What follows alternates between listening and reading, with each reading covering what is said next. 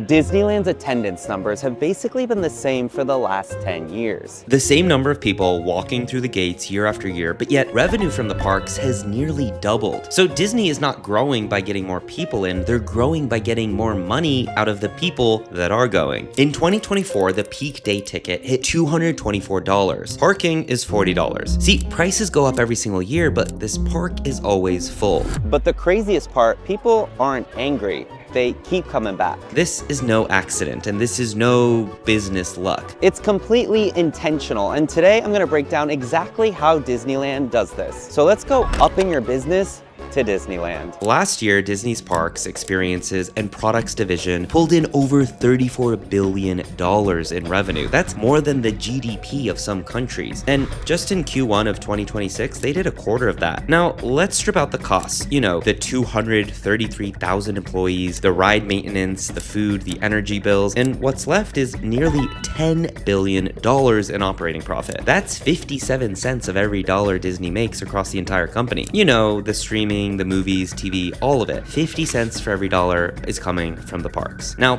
operating income and actual profit are different things. Running theme parks, resorts, cruise ships, and 233,000 employees is expensive. Once you account for all the costs, the experiences segment runs at roughly a 28% operating margin. But for a physical hospitality business, that's pretty strong. I mean, a hotel chain would kill for those numbers. A restaurant group wouldn't even dream of them. But here's the context that makes it even more interesting. The reason parks dominate Disney's profit share isn't because the margins are so insane, it's because the other divisions have been inconsistent. Streaming lost money for years trying to compete with Netflix. Linear TV is in structural decline, but the parks, they just keep printing. Reliable year after year, regardless of what was happening elsewhere in the company. But how do they do this, especially when attendance has been relatively flat? Every year they figure out how to charge you more and get you to pay more and spend more while you're inside the park. But I need to figure out how that actually works. You know, the pricing architecture, the marketing machine, the workforce underneath all of it. Because once you see it like I'm seeing it today, you cannot unsee it. But before we get into pricing, let's talk about audience, because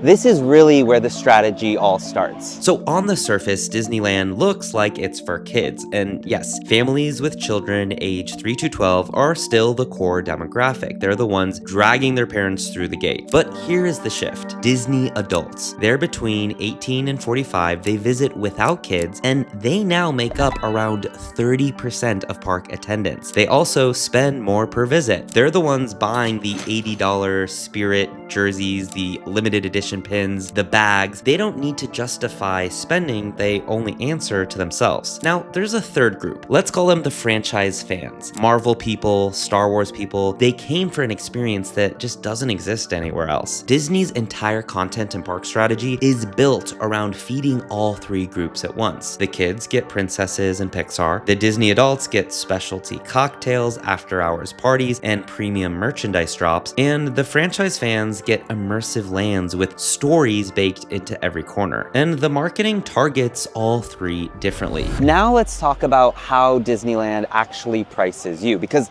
this part is insane. Disneyland has 7 ticket tiers. 7. The cheapest is $104. And Disney loves to lead with that number, say starting at $104, because it sounds reasonable, almost accessible. But here's the catch. That $104 for a day ticket is available for maybe only like 10 to 15 days out of the entire year. In theory, those are very low demand days. So it's a number that they can put on their website, but it's actually really hard to find because the average price across all the ticket tiers at Disneyland is about $165. On peak days, holidays, spring break, summer, you're paying $224 per person just to enter the park. And when I say the park, I mean Disneyland. That does not include California Adventure Park, which is across the way. Now let's add some layers here though. The Lightning Lane is $34 per person per day, and that's to skip the main lines. But on busy days, that goes up. And if you want to skip a specific marquee ride, like Space Mountain or Radiator Springs, well, that's a whole separate individual lightning lane on top. So you're paying multiple times not to wait. The park hopper, that could cost you another $70 or $90 per day. Parking is now $40. Preferred parking is $60. Okay, so imagine a family of 4 gets tickets. Let's say they get the add-on for the park hopper so they can go to California Adventure Park as well. Let's say they also do the add-on of the lightning lane to get into rides faster. And of course, $40 parking. That's roughly $1,100 before you've even bought your first churro.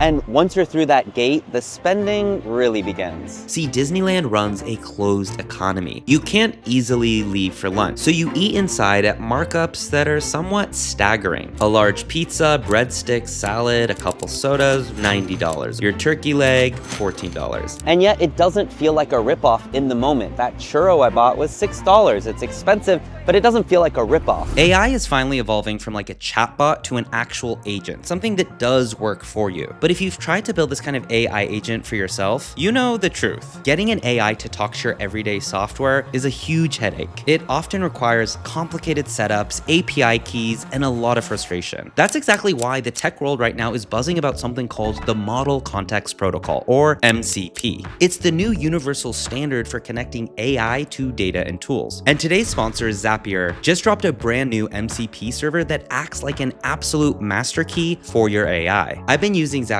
now to automate my workflow and save hours of my life. But this new update is next level. They've made over 8,000 apps instantly accessible to your AI agents. And the best part, you don't have to write a single line of code. The workflow is actually stupidly simple. Pick the tools you use every day, grab a unique URL, and plug it into a platform like Claude or Cursor, and boom. So your AI is no longer just a digital writer or a sounding board. It now becomes a highly capable assistant executing complex tasks across your entire tech stack. So it bridges the gap between thinking and actually doing. Click the link in the description below to try it for free. It helps support this channel and helps you get hours back. And now back to the video. Also in the Disney app, I noticed a lot of food options would say $14.95 or under, kind of showcasing that, hey, like these are affordable options. And it's true. I mean, $15 is barely more than what you would pay for at a Chipotle nearby. The smells are engineered, the music is curated, the whole environment is designed to make you feel like you're somewhere special. And when you feel somewhere special, you stop making rational purchasing decisions. And then there's the merch. Now, industry estimates put merchandise at about 20 to 25% of per guest spending. The Disney adult economy is very real. Okay, now we need to talk about the Magic Key. It's the annual pass program where Disney's pricing strategy gets pretty sophisticated here. Now, the cheapest Magic Key is $599. The top tier is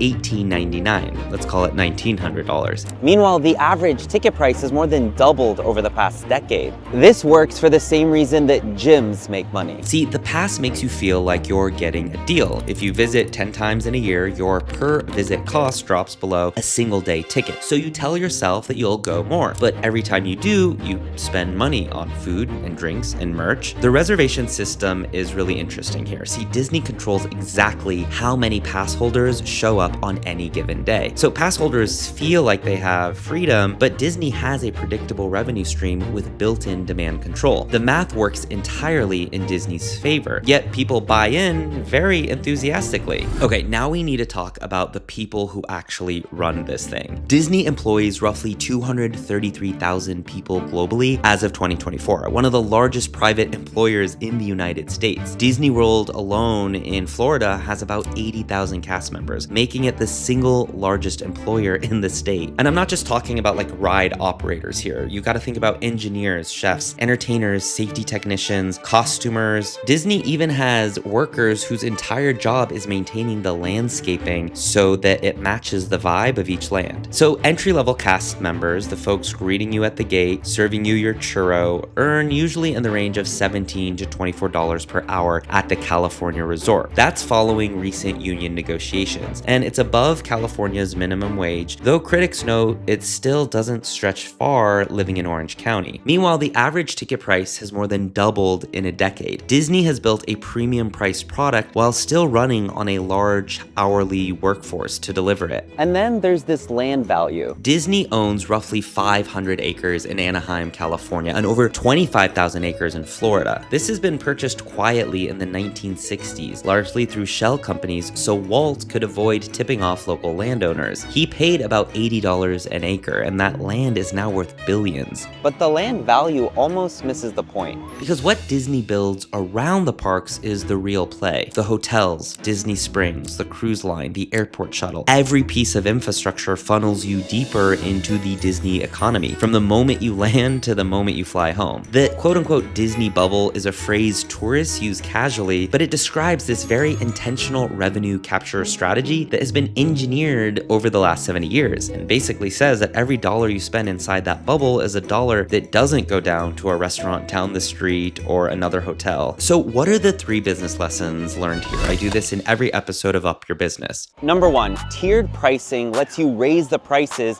and really accommodate for supply and demand and optimize your revenue. 7 ticket tiers means that Disney can change the prices on 85% of days, but still pointing to that 104 anchor and saying, hey, we kept the base price the same. You build a structure where customers self-select into the higher price and they feel like they chose it. Number 2, the environment here does all the selling. The smells, the music, the characters, the layout, all of this is designed so that by the time you're looking at your $7 churro, you've already committed so much time, money, and emotion that the marginal cost feels totally insignificant. You're down to pay whatever. So the environment converts what would be a rational spending decision into an emotional one. And that's brilliant strategy. Number 3, don't assume because you're at Disneyland, your target audience is kids. Sell to the adults, see what happens. The most underrated shift in Disney's strategy over the last decade has been treating adults as customers in their own right, not just the person buying the kid's ticket. The Disney adult economy is now driving a crazy share of merch revenue. So kids might be the reason that parents come, but adults are the reason they spend. So here's what sticks out to me. Disneyland is expensive. Walt Disney built Disneyland because he wanted a place where parents and kids could do something together. The story goes that he was sitting on a bench watching his daughters ride a carousel, feeling left out. There was nowhere fun for the adults. He wanted something accessible and something for everyone. Today, a family of 4 is easily spending at least $1,500 for a day, and that's before hotel, flights, and so much other things, right?